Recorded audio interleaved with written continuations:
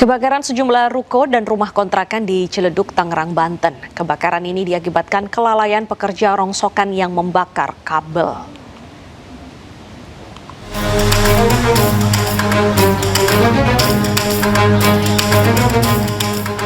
Petugas PMI Kota Tangerang membantu salah seorang warga yang alami sesak nafas hingga badan lemas dengan alat bantu pernapasan. Guna memastikan kondisi kesehatannya, petugas terpaksa mengevakuasi korban menuju rumah sakit untuk mendapatkan perawatan medis lanjutan. Korban alami sesak nafas setelah terlalu banyak menghirup asap dari kebakaran yang melahap 3 bangunan ruko dan 5 kamar kontrakan di Kelurahan Parung Serap, Kecamatan Ciledug, Kota Tangerang, Banten. Petugas pemadam kebakaran dari BPBD Kota Tangerang dibantu Damkar Kota Tangerang Selatan dan DKI Jakarta berjibaku memadamkan api, dan api bisa dikendalikan 2 jam kemudian. Terjadi kebakaran di Parung Serap. Jenis yang terbakar itu lapak barang bekas. Ya, sumber api itu ada di lapak. Untuk penyebabnya itu tadi dari informasi ada yang nabun bakar kabel bekas di area lapak tersebut. Akibat kebakaran membuat jalan raya Parung macet panjang lantaran sempat ditutup untuk memudahkan proses pemadaman.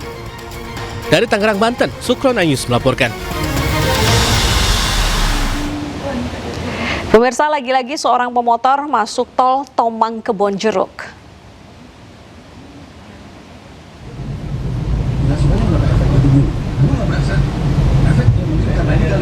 Dalam video ini, seorang pengendara mobil merekam pemotor yang masuk jalan tol Tomang Kebonjeruk. Polisi mengejar pemotor tersebut, namun belum diketahui alasan apa yang membuat pemotor tersebut masuk tol. Namun aksi ini membahayakan pelaku serta pengendara lain.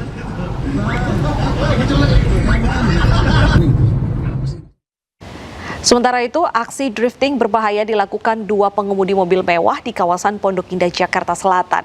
Polisi juga masih menyelidiki pengemudi mobil mewah tersebut.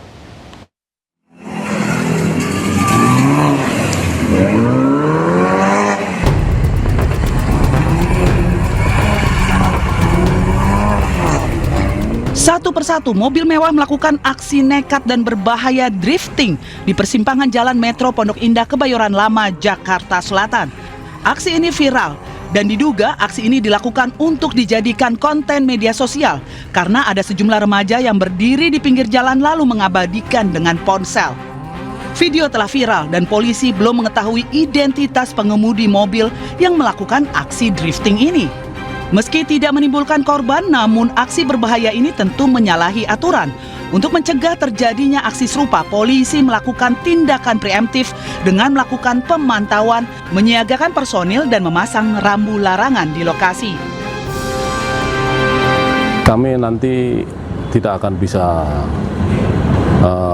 menindaklanjuti sendiri, kita koordinasi dengan stakeholder yang lain, bisa dari Dinas Perhubungan, dari Pakop Polres Selatan, kemudian dari Polsek, kemudian dari yang lain, bisa kasih di situ apakah dipasang rambu, tidak boleh drifting di situ. Atas peristiwa ini, polisi juga mengimbau agar masyarakat tidak melakukan kegiatan berbahaya seperti balap liar dan drifting di jalan umum karena dapat membahayakan nyawa pengguna jalanan lain. Jika ingin menyalurkan hobi membalap dan drifting, sebaiknya menggunakan fasilitas yang resmi seperti fasilitas drifting di Pusdiklantas Polri di Serpong, Tangerang Selatan yang memiliki program Indonesia Driving Safety Center.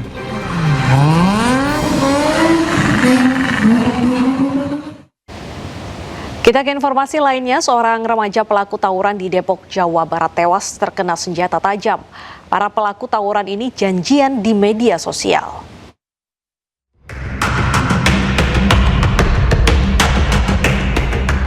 Tawuran 2 kelompok remaja terekam kamera pengawas di Jalan Gede, Sukmajaya, Kota Depok, Jawa Barat. Mereka saling serang dengan senjata tajam. Sebelum tawuran, keduanya membuat janji di media sosial. Akibat tawuran, 1 orang tewas dengan luka sabetan senjata tajam. Dengan berbekal rekaman CCTV, polisi memburu para pelaku tawuran. Dari Depok, Jawa Barat, Yung Rizky, A News melaporkan. Kita beralih ke informasi lainnya, sidang kasus dugaan narkotika yang menyeret nama aktor Amar Zoni kembali digelar di PN Jakarta Pusat.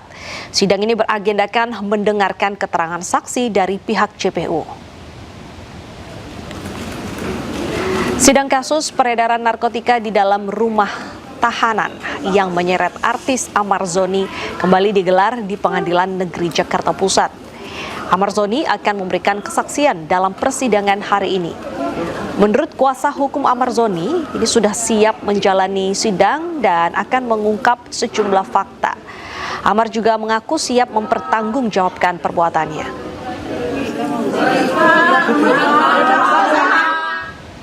Dan untuk mengetahui informasi terkini, kita sudah terhubung dengan rekan Dilami Aulia langsung dari Pengadilan Negeri Jakarta Pusat.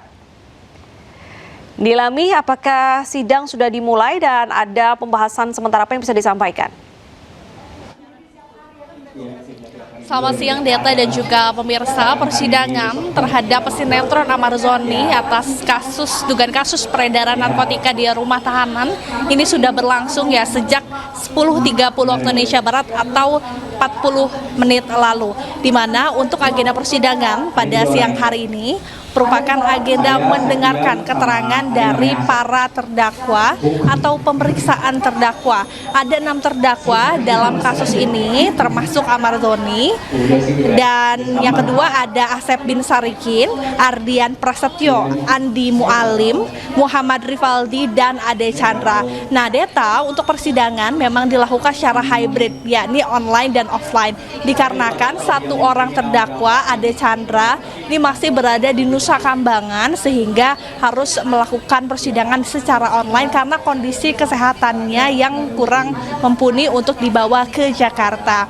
Nah, untuk saat ini memang sudah keterangan dari terdakwa yang ketiga, yakni Andi Mualim, di mana tadi Andi Mualim mengungkapkan bahwa ia merupakan salah satu terdakwa dalam kasus ini, ya, di mana dia juga sebelumnya pernah terjerat dalam kasus kriminal, ya, ini bukan kasus narkotika. Sementara untuk kedua terdakwa yang sebelumnya yang sudah ditanyai atau memberikan keterangan, yakni Ardian Prasetyo, ini pernah terjerat kasus narkotika dan dipenjara 7 tahun, sementara Asep bin Sarikin juga pernah terjerat kasus narkotika dan dipenjara 9 tahun.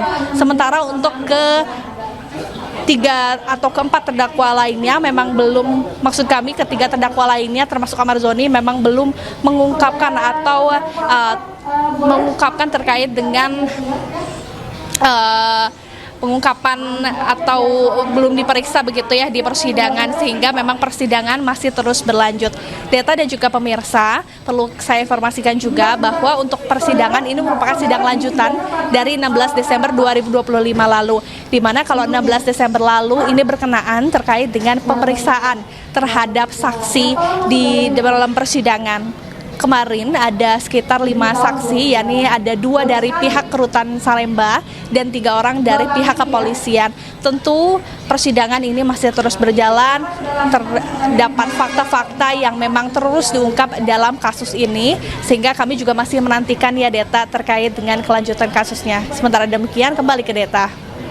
Baik, terima kasih atas laporan Dilami. Selamat bertugas kembali. 9 jam diperiksa, Dr. Richard Lee, tersangka kasus dugaan pelanggaran perlindungan konsumen, dicecar 73 pertanyaan. Polisi tidak menahan Richard Lee lantaran dinilai kooperatif.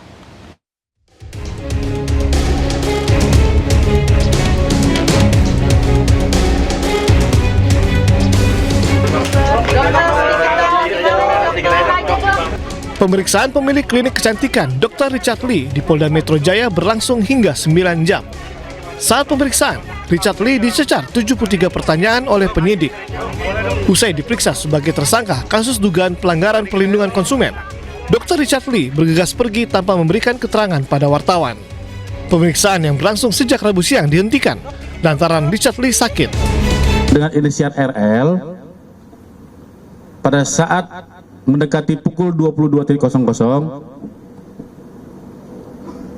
merasa kurang enak badan, ya, merasa kurang enak badan, dan dari pihak pendamping atau penasihat hukumnya meminta untuk menghentikan pemeriksaan, menghentikan dulu proses pemeriksaan untuk melakukan istirahat.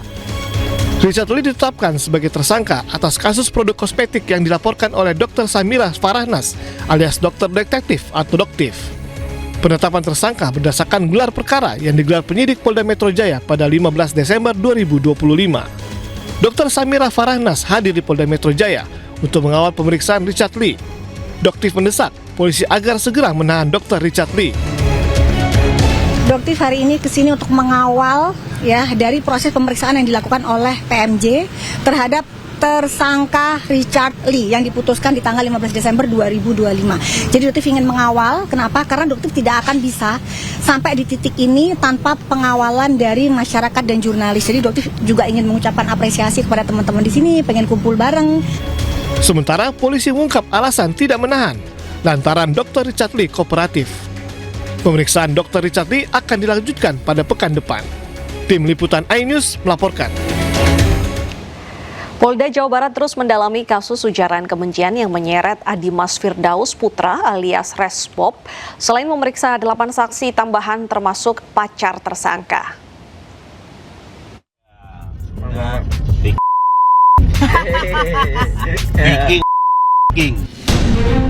Kasus ujaran kebencian yang sempat memicu kemarahan warga Sunda dan pendukung klub sepak bola Persib Bandung memasuki babak baru.